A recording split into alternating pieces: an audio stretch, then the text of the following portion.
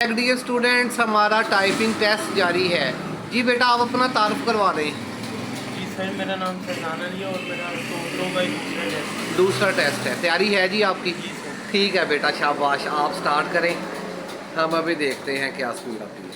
शाबाश।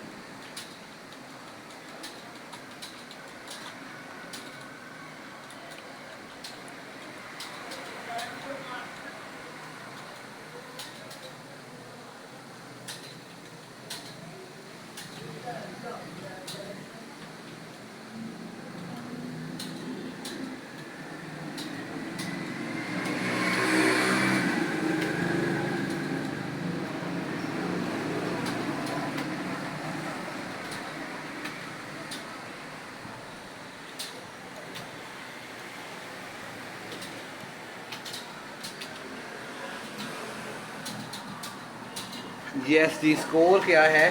44। जी sir. Yes जी, 44। Very good जी।